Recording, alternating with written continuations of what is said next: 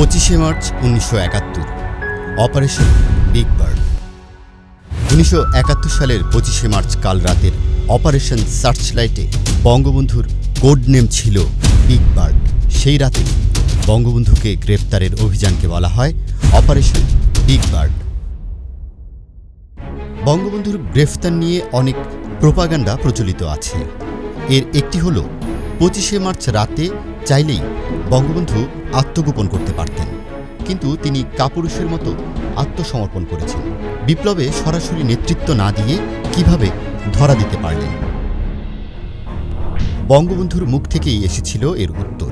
তিনি বলেছিলেন, আমাকে না পেলে ওরা গোটা ঢাকা শহরের প্রতিটি বাড়িতে খুঁজবে, জ্বালিয়ে দেবে, নিরীহদের হত্যা করবে। বঙ্গবন্ধুর কথার সমর্থন মেলে 25 মার্চ কাল রাতে গোটা পূর্ব পাকিস্তানের সামরিক অপারেশনের দায়িত্বে থাকা জেনারেল টিক্কা খানের কাছ থেকে।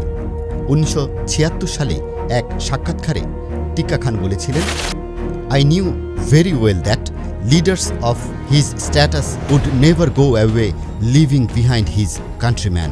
I would have made a thorough search in every house and road in Dhaka to find out Sheikh Mujib.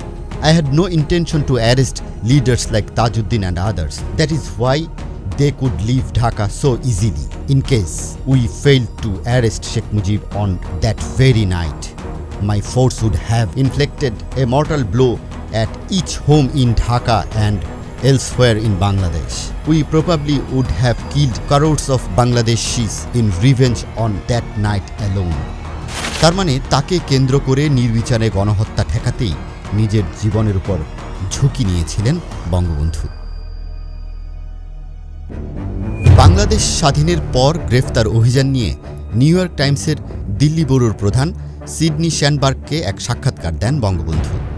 25 March সামরিক অভিযান আসন্ন জেনে বঙ্গবন্ধুর জ্যেষ্ঠ পুত্র কামাল ও তার স্ত্রী এবং 2 মেয়ে হাসিনা ও রেহেনাকে আত্মগোপনের নির্দেশ দেন, কিন্তু তার স্ত্রী কনিষ্ঠ পুত্র রাসেলকে নিয়ে ধানমন্ডির বাড়ি ছেড়ে যেতে অস্বীকার করেন। তাদের দ্বিতীয় সন্তান শেখ জামালও যে সেই বাড়িতে নিজের ঘরে ঘুমিয়েছিলেন সে কথা তারা কেউই জানতেন না।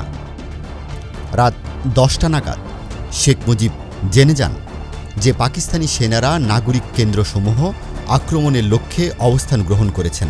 কয়েক মিনিট পরই সেনারা তার বাড়ি ঘিরে ফেলে এবং বাড়ি লক্ষ্য করে মর্টারের গোলা ছুড়ে মারে। They started shooting from the window. This window. From that window there? This side. They're shooting from that side. এমন এক আক্রমণের কথা ভেবে তিনি আগেভাগেই কিছু প্রস্তুতি নিয়ে রেখেছিলেন। 10:30 নাগাদ তিনি চট্টগ্রামে এক গোপন ঠিকানায় যোগাযোগ করে দেশের মানুষের জন্য একটি বার্তা রেকর্ড করেন। পরে এই বার্তাটি একটি গোপন বেতার সম্প্রচার যন্ত্রের মাধ্যমে প্রচার করা হয়। এই আমার জীবনের শেষ, তাই আমি টেলিফোন করে আমি খবর দিলাম আমার বিডিআর হেডকোয়ার্টারে চট্টগ্রাম, আজ থেকে বাংলাদেশ স্বাধীন। আমার জীবনে তোমাদের সঙ্গে দেখা হতে না পারে বাংলার ঘরে ঘরে জানিয়ে দাও, যে পর্যন্ত না 7 কোটি মানুষ স্বাধীনতা না পাবে সংগ্রাম চালিয়ে যাও, যুদ্ধ করো। রাত 11টা শহরে সেনা হামলা শুরু হয়। খুব দ্রুত তা তীব্র আকার ধারণ করে। মধ্যরাত ও রাত 1টার মধ্যে শেখ মুজিবের বাড়ি লক্ষ্য করে সেনারা গোলা ছুটতে আরম্ভ করে। মুজিব তার স্ত্রী ও কনিষ্ঠ পুত্রকে ঠেলে দোতলার পোশাক বদলের ঘরে পাঠিয়ে দেন। Then I told my wife to sit here with my 2 children. I went out. I went out this way. This way. I came here. Take leave from my wife. Leaving her here. Forgive me. What did she say? She has uttered a single word. I only kissed her. A farewell kiss. Just a farewell kiss. Farewell kiss. And I came out.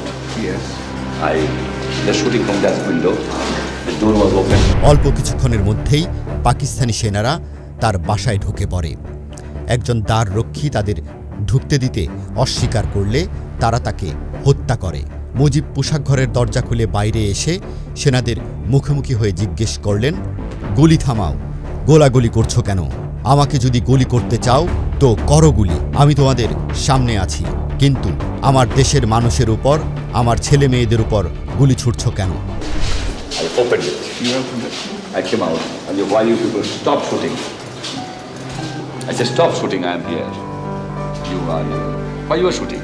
What for? Then they start rushing from all sides. This military persons with a banner to charge me.